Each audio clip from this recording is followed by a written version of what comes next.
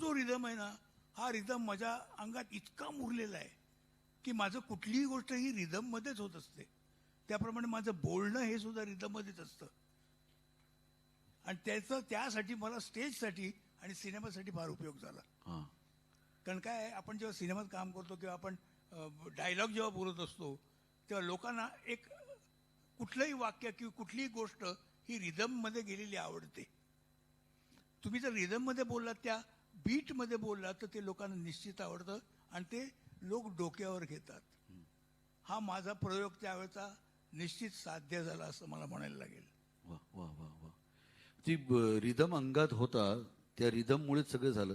पण म्हणूनच त्या एकांकिका स्पर्धेमध्ये म्हा नावाची एकांकिका सादर करत असताना मला माननीय लक्ष्मीकांतजी बेर्डे यांनी तो किस्सा सांगितला होता की प्रेक्षागृह तो म्हा नावाच्या रमेश पवार लिखित एकांकिकेचा अंतिम फेरीचा प्रयोग होता आणि असंच प्रेक्षागृह भरलं होतं आणि लक्ष्मीकांत बेर्डे यांनी सांगितलं की मी त्या पायऱ्यांवरती, जागा मिळाली नाही म्हणून पायऱ्यांवरती बसलो होतो, गँगवेमध्ये पायऱ्यांवरती बसलो होतो आणि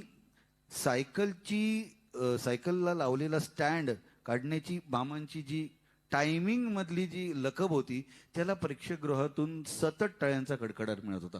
हेच ते टायमिंगचं यश आहे का? निश्चित निश्चित असंच म्हणायला लागेल. कारण काय, टायमिंग हे टायमिंग म्हणजे दुसरं काही नाही तर रिदम. कुठलीही गोष्ट त्या रिदममध्ये होणे, 1 2 3 4 जगातली कुठलीही गोष्ट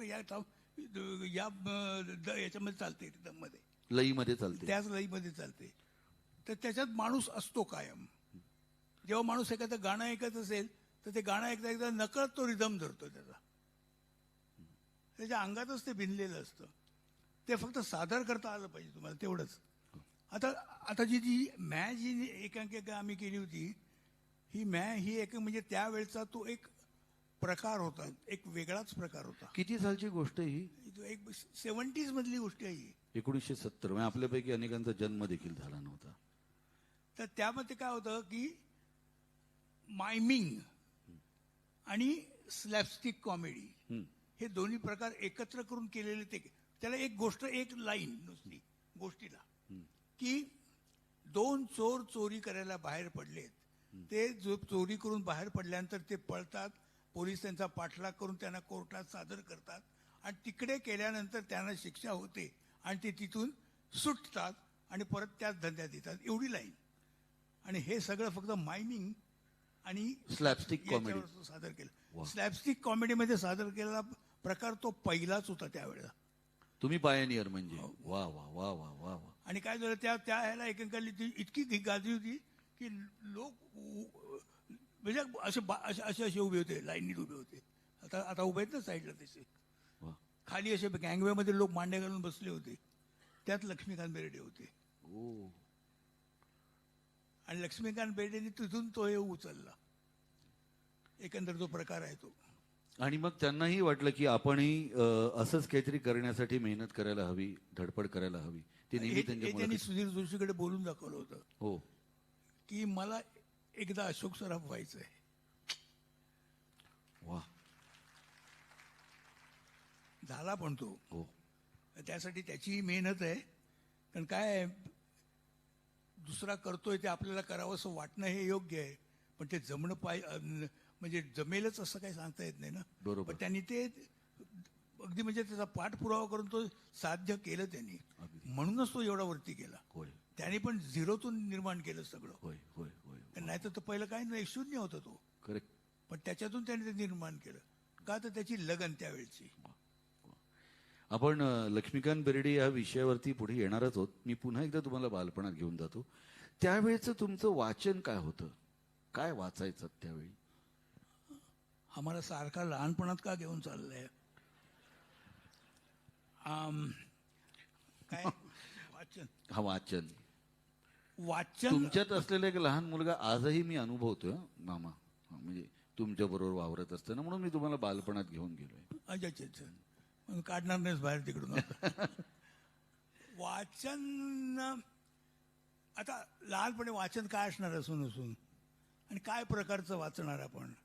वाचन ही गोष्ट तर आहेच, त्याच्यात तुम्हाला बरंच कळतं, तुम्हाला समजतं, पण त्याच्यापेक्षा बघणं हा हेच महत्वाचं आहे.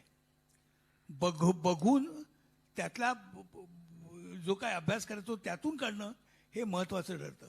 वाचन करून तुम्ही अभिनय शिकाल असं काय सांगता येत नाही, बरोबर. पण तुम्ही बघितल्यानंतर तुम्हाला जास्ती शिकता येतं, असा माझा अनुभव आहे स्वतःचा. मग तेव्हा पहिलं नाटक किंवा पहिला सिनेमा?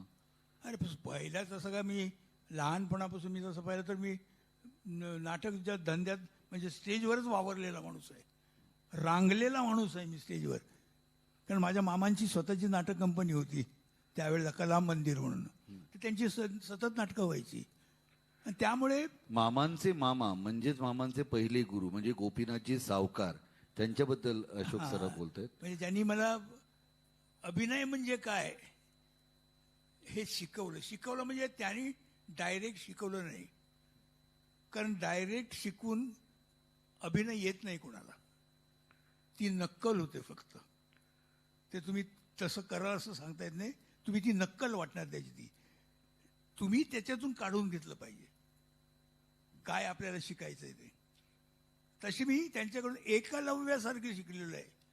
त्याने करत असं डायरेक्शन करत असताना, ते स्टेजवर कामं करत असताना त्यांची स्टाईल बोलण्याची, त्यांचं हे टायमिंग जी एक गोष्ट आहे ना, ही मी त्यांच्याकडून जास्त शिकलो. कारण त्यांना रिदम स्वतः त्यांना मास्टर होते ते रिदमचे, त्यामुळे त्यांचा रिदम मी तो माझ्या अंगात मी पुरेपूर बघून बनवला, आणि त्याचा मला जास्ती फायदा झाला. तर मी वाचन करून तुमचं ज्ञान वाढेल, पण वाचन याची गरज पण आहेच तेवढी. पण अभिनय क्षेत्रासाठी बघणं आवश्यक आहे, बघणे आवश्यक आहे. निरीक्षण. वाचनानं काय होतं, तुम्ही त्याच्यातल्या भाषा तुम्ही हे करू शकता तुमची, कारण तुम्हाला मराठीचा जास्तीत जास्त अभ्यास होतो कसं बोलायचं ते. कारण बोलणं ही सुद्धा एक क्रिया आहे ना. तुम्ही बोलला तर ते लोकांना आवडलं पाहिजे, ते लोकांच्या मनात ते बसलं पाहिजे.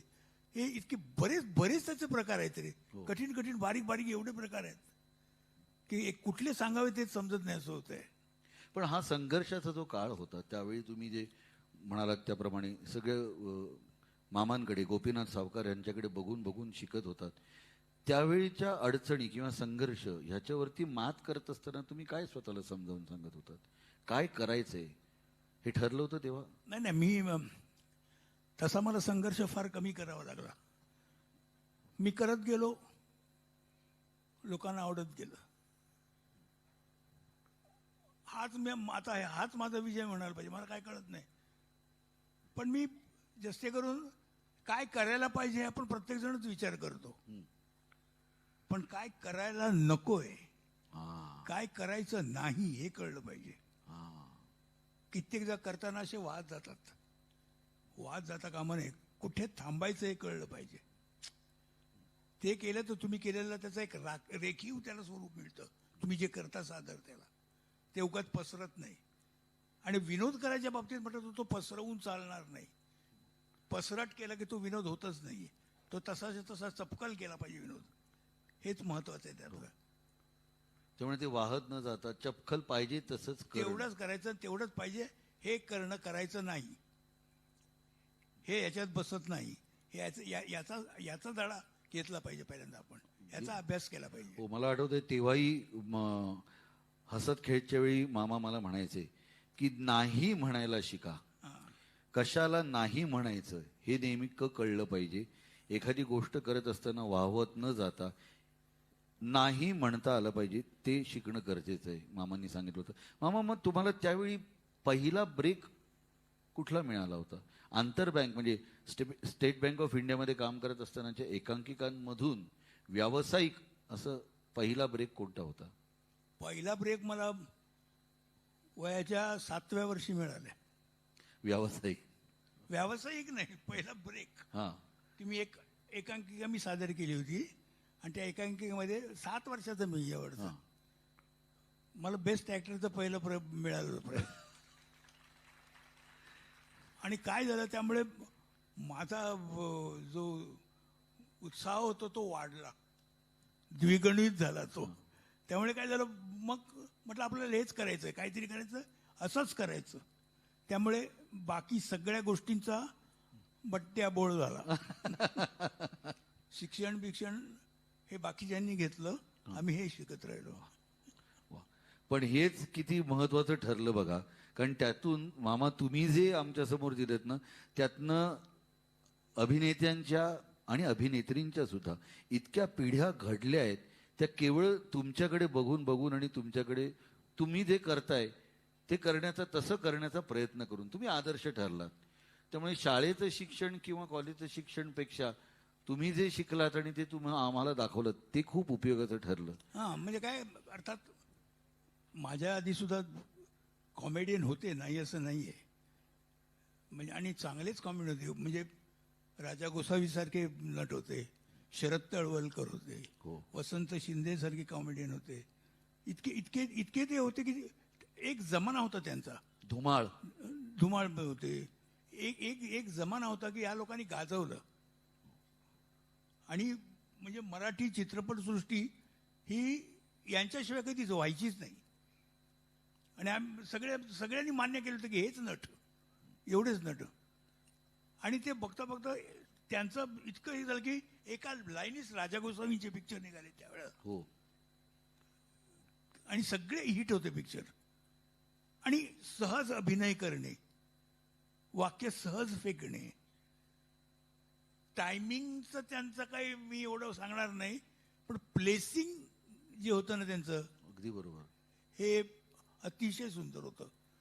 म्हणजे वाक्य कसं टाकायचं, प्लेस कसं करायचं तुम्ही ऑडियन्सला, हे त्यांच्याकडून शिकण्यासारखं होतं. राजा गोसावी आणि शरद तळवलकर. हो, शरद तळवलकरांकडून नाही, शरद तळवलकरांकडे ईज होती, फक्त टेरिफिक ईज होती. आणि मराठीचं ते म्हणजे काय एमएच होते ना ते, हो. त्यामुळे मराठीवर त्यांचं प्रभुत्व होतं जास्ती. पण राजा गोसावी हे टायमिंगच्या बाबतीत मी म्हणता येणार नाही. ते काय करायचे, वाक्य रिपीट करायला लावायचे आणि मग त्याच्यावर मग असं बॉलर जसा स्टार्ट घेतो आणि बॉल टाकतो ना, तसा विनोद टाकायचे. वा. ते टाकणं हा विनोद हा त्यांचं महत्वाचं होतं. टायमिंग गेलं तेल लावत, ते नको आहे मला, ते नाही. पण तो एक प्रकार होता आणि त्यामुळे त्यांनी इतकी प्रचंड त्यावेळेला लोकप्रियता मिळवली होती की मराठी पिक्चर एक असा काळ होता की राजा गोसावी शिवाय बदलाच नाही. हो. हो. राजा गोसावी, शरद तळवलकर हेच लोक फक्त. तो झाल्यानंतर, तो काळ झाल्यानंतर मध्ये एक असा काळ आला की मग तमाशापटाकडे वळला आहे. हो. मराठी चित्रपटसृष्टी तमाशापट, सगळे तमाशापट. आणि तमाशापट